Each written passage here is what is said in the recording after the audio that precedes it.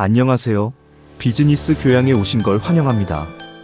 지난 시간에는 성과 목표를 어떻게 정해야 하는가에 대해 말씀드렸습니다. 오늘은 세 번째 시간, 성과는 전략에서 나온다라는 주제로 이야기를 나누겠습니다.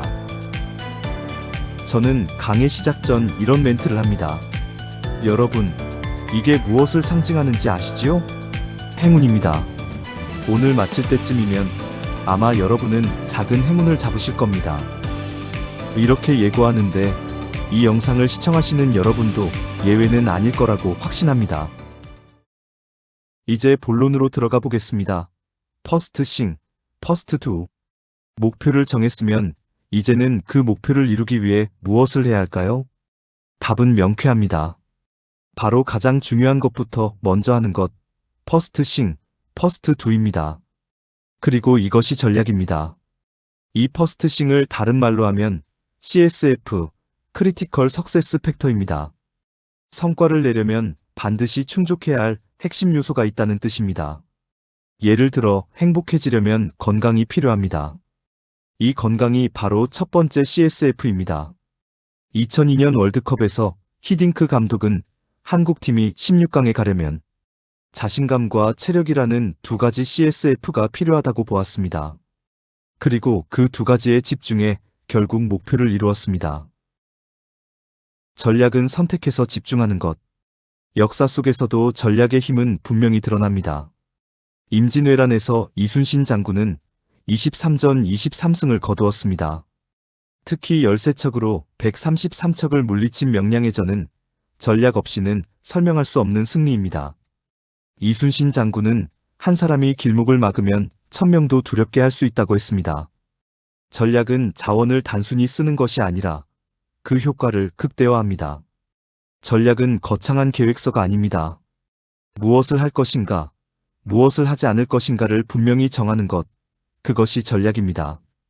자원은 한정되어 있으므로 선택과 집중이 반드시 필요합니다. 예를 들어 골프에서 드라이버, 우드, 아이언, 퍼팅 모두 잘하고 싶지만 당장 성적을 올리려면 퍼팅에 집중하는 전략이 더 효과적일 수 있습니다. 조직도 마찬가지입니다. 집중할 포인트를 정하고 자원을 투입하는 것, 그것이 전략입니다.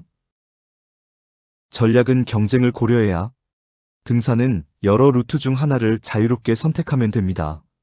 하지만 전쟁에서 고지를 점령하려면 적군의 방어를 뚫어야 합니다. 적의 화력을 분석하고 대응할 방법을 찾아야 승리할 수 있습니다. 기업도 마찬가지입니다. 경쟁이 존재하는 한 모든 전략은 반드시 경쟁사를 고려해야 합니다.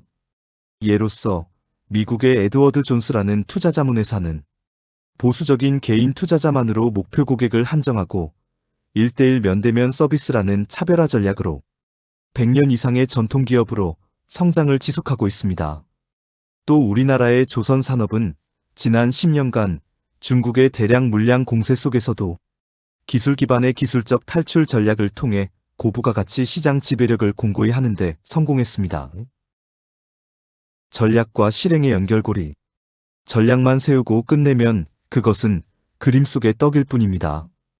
누가, 언제, 무엇을, 어떻게 할 것인가가 구체적으로 나오지 않으면 성과는 없습니다. 따라서 성과 창출은 세 단계로 이어집니다. 목표를 세우고, 전략을 정하고, 실행 계획으로 성과를 만들어내는 것입니다. 성과는 기획의 과실. 목표를 세우는 일과 전략을 만드는 일, 이 두 가지 일을 하나의 단어로 말한다면 무엇일까요? 답은 기획입니다. 따라서 우리는 다음과 같이 표현할 수 있습니다. 기획 이코르 목표 플러스 전략. 성과는 저절로 생기지 않습니다.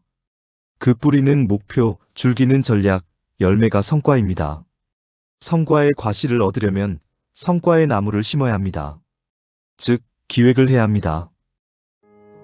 저는 강의를 마칠 때 이렇게 묻습니다. 여러분, 앞서 행운을 잡으실 거라고 말씀드렸는데 잡으셨나요?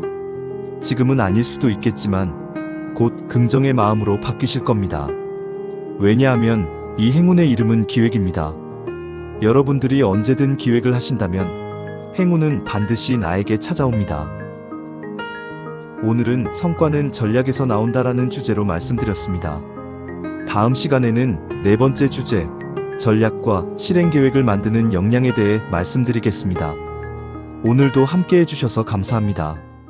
비즈니스 교양이었습니다.